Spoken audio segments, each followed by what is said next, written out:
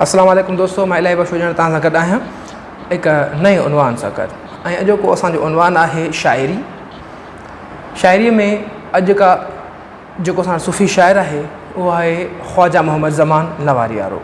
ख़्वाजा मोहम्मद ज़मान लवारी वारे जे फ़िक्र ते ऐं ज़िंदगीअ ते हिकु अलॻि लेक्चर ठाहियो वेंदो। संदसि जेके शेर आहिनि असां उन्हनि शेरनि ते जेके बेत आहिनि उन बेतनि ते ॻाल्हाईंदासीं ऐं उनजी सम्झाणी कंदासीं त उहो बेतनि जी सम्झाणी में छा थो चए। ऐं ख़्वाजा मोहम्मद ज़मान लवारीअ वारो जेको पंहिंजे बेतनि में कहिड़ी ॼाण ॾियणु चाहे थो। सॼण ॾिठो जन तन ॾिसणु ग़ैर गुनाह, सॼण ॾिठो जन तन ॾिसणु ग़ैर गुनाह, जनी लधी राह वेहण तिनी वह थियो। हिन शेर में ख़्वाजा मोहम्मद ज़मान लवारी वारे छाकाणि त उनजो जेको फ़िक्र ऐं फ़लसफ़ो आहे उहो आहे हक़ीक़ी मालिक यानी कि ख़ालिक़ काइनात अल्लाह जी तरफ़, ऐं उन खां अलावा ॿियो को बि कोन्हे को, उन खां अलावा कान्हे। इन जंहिंजे करे ई ख़्वाजा मोहम्मद ज़मान लवारी वारे जे फ़िक्र खे चयो वेंदो आहे त हू इलाही जो आशिक़, अल्लाह जो आशिक़ हो।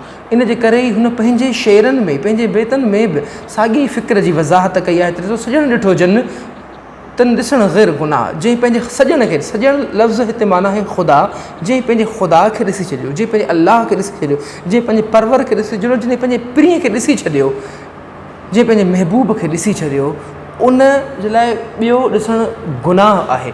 उन खां सवाइ उहो ॿियो कंहिंखे कान ॾिसंदो आहे, छाकाणि त उन जी जेका तवजह जो मर्कज़ आहे उहो ख़ालिक़ काइनात आहे।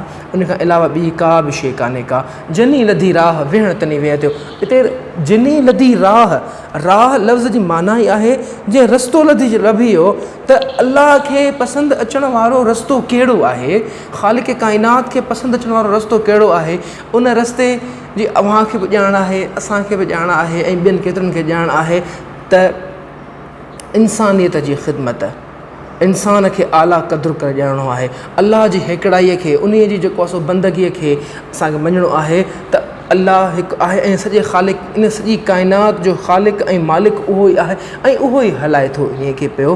तॾहिं चयो जनी लधी राह वेहण तिनी वह थियो। जंहिंखे ख़बर पइजी वेंदी आहे न त हिकु अल्लाह आहे, हिकु सॼण आहे, हिकु महबूब आहे जेको हिन सॼी दुनिया खे हलाए पियो थो। उन सॼी दुनिया खे हलाइण वारे जे ॻोल्हा जे लाइ उहो निकिरी पवंदो आहे ऐं हमेशह उन जी राह में अहिड़ा कम कंदो आहे जेके उन खे पसंदि ईंदा आहिनि। अल्लाह हाफ़िज़।